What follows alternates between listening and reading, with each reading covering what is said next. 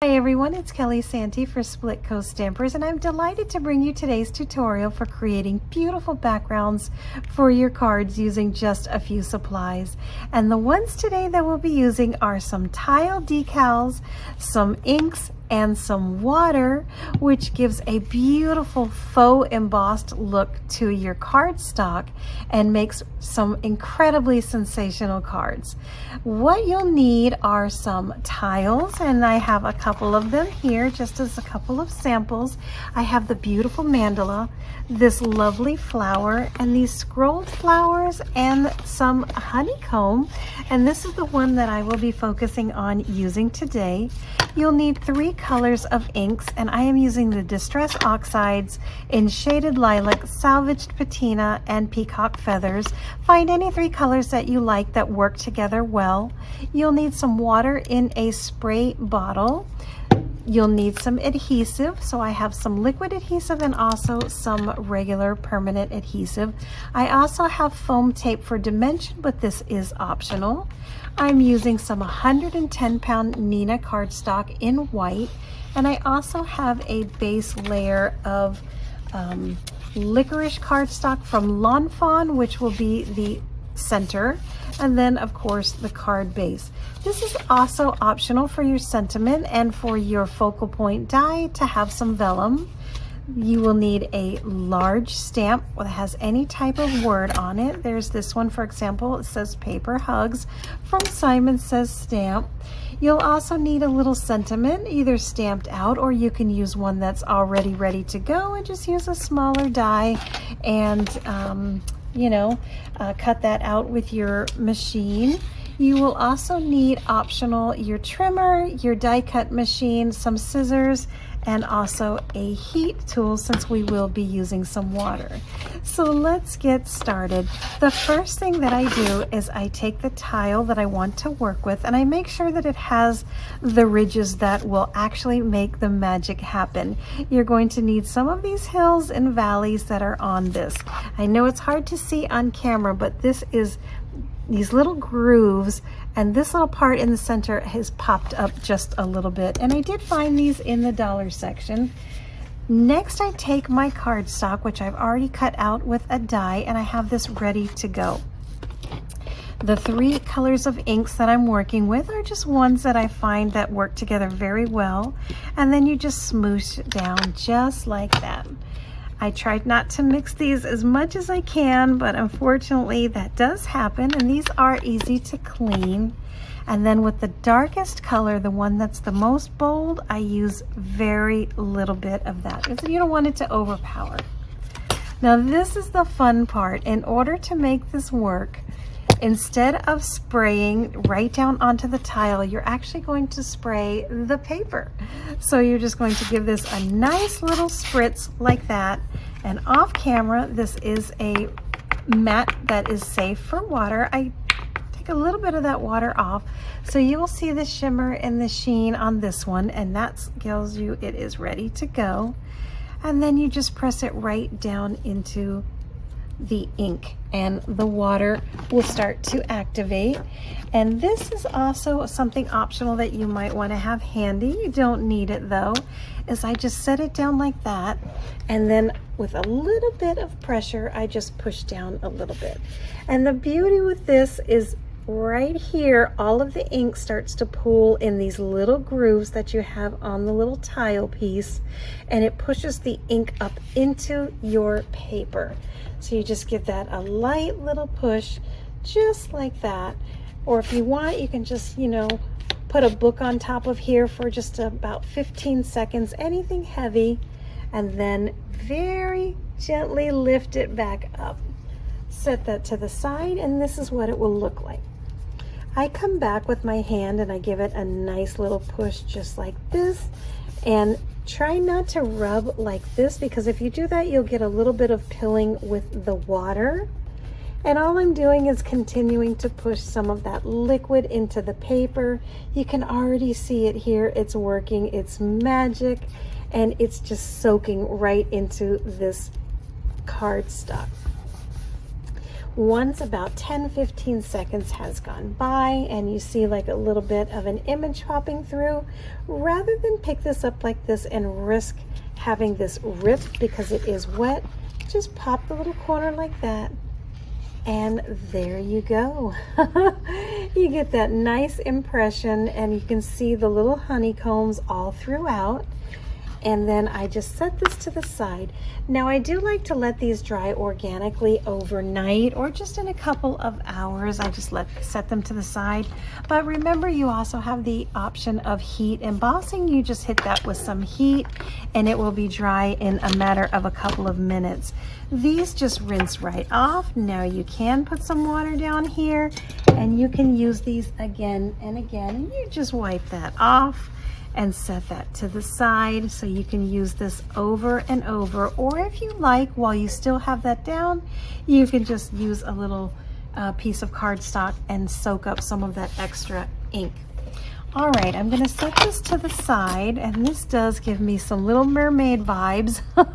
These colors together give me a really ocean look. What I'm doing here is I did one earlier, so you can see that they are almost identical with colors and with design, except the patterns are a little bit different, which is what I was saying. You won't get the same one twice. So I have this one ready to go so we won't make noise with the heat gun. Here is my card base.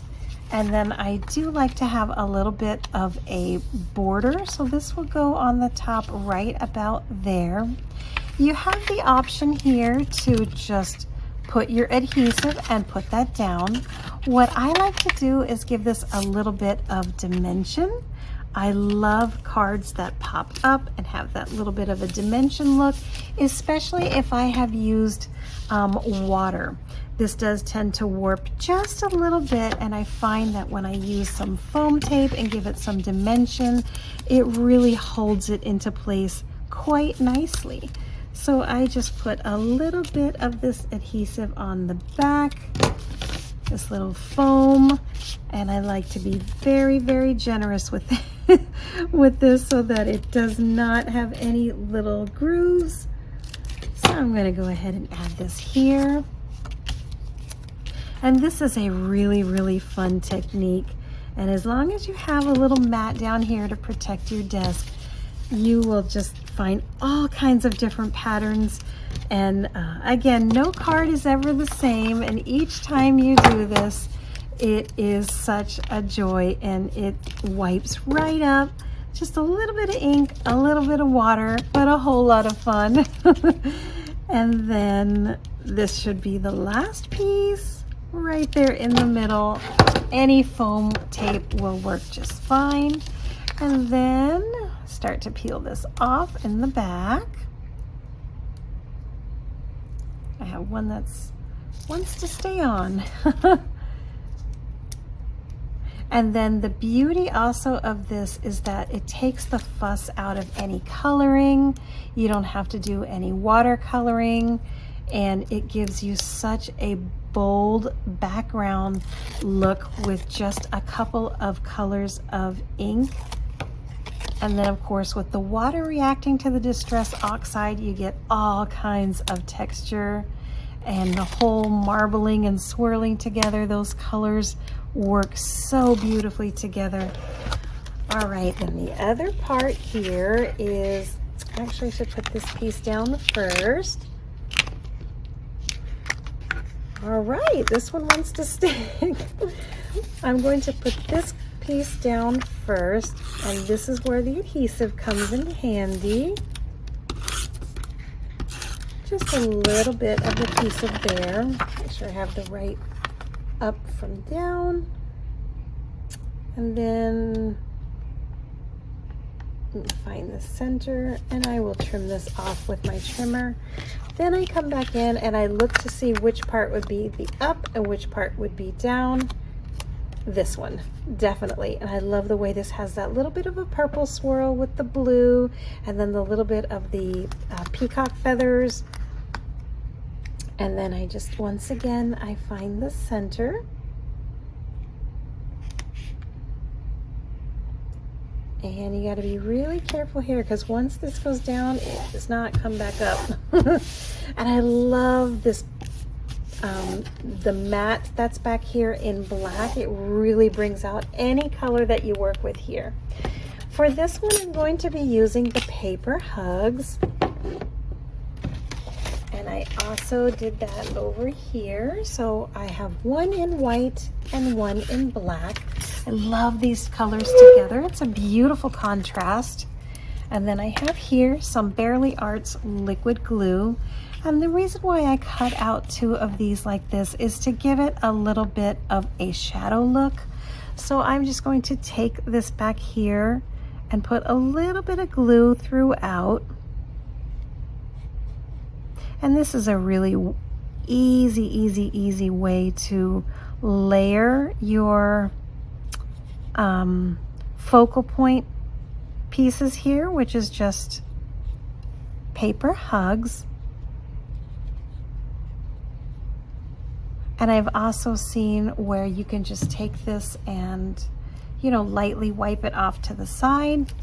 So for here, I'm going to use the opposite side of our tile just to have this here as a small base and slightly offset this so it has that little bit of a shadow or a pretend shadow. There we go. So you also can just use one, that'll be just fine.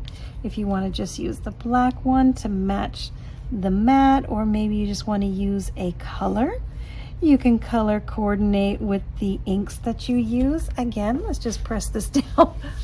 Maybe you want to use one that's in a purple or a lavender, or maybe a nice pop from a teal. That would be also very pretty. So again, here's this one that is drying. I'll let that dry probably for a couple of hours. There we go. And then again, once this is drying and that's set there, I also have here one of those little sentiment strips. And this one says, Paper Hugs, I'm always here for you. And I thought that was a beautiful match to this. So what I will do, for this one, I'll use a little bit of a skinnier foam. So it looks like it might be about the right size. And these little sentiment strips are from CZ Design, which I found work beautifully if you don't want to do stamping or embossing. They are ready to go and very easy to use. Just put a little bit of foam there. Set that off to the side. Straighten this one. And there you go. So then once that is done, I start to layer a little bit. And again, you have this gorgeous background. That can go there. And even though this is covering up some of this in the middle, you can still see this entire background has a little piece of it all throughout the whole background. Yeah, I think that looks good. So what I'll do is leave this here for a marker, and then once again add a little bit of glue here on the back. And this is great because a little bit here, once you tack it on, you can just follow the outline of these letters, or you can pop this up on foam for dimension as well.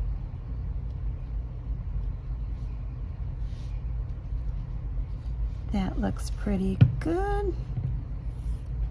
Slide that off. And you could easily do this and have a lot set out in a row, and then just do these like conveyor belt. So let me see if that is centered. That looks about right. Again, will be pressing. And while this is pressing, I'm going to take the foam off this, the little tape off the back of this foam. That should be good. Oh my goodness. And then add this one on.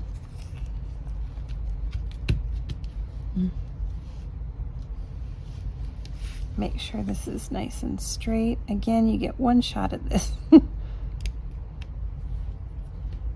And this is great to send out to a friend who might need a little bit of cheer. You're sending some paper hugs. I am always here for you.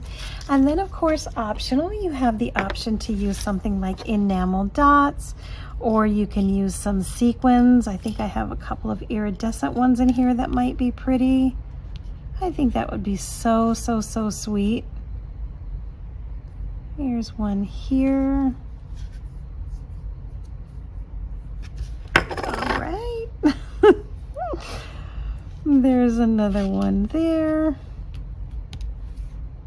Or I might come in with some enamel dots. I think that would be really, really pretty. These little enamel dots would be really nice. I think that's where I'm gonna go. So now that I've decided, again, you could just leave your card just like this. You could have that, you know, alone.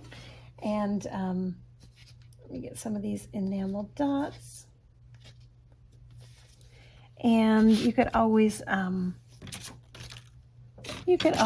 add anything to there if you want to just have it plain. Okay, here's one. So I'm going to add just a couple up here and try to leave the integrity of the lines. And just space these out a little bit. Again, I like to have a little bit something extra on there. Some say it gives the card a little bit of character. Oh my goodness. This worked flawlessly earlier when I was doing my little sample, and these things are sticking. So there you go. There's another one.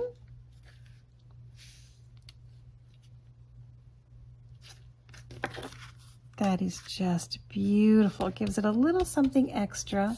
And then I think I want another one over here on this side. So I will use this larger one. And you can see here the little line.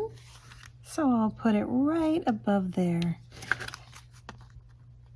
And I love these colors together. I'll move that just a little bit. I love these purples and the teal. There we go.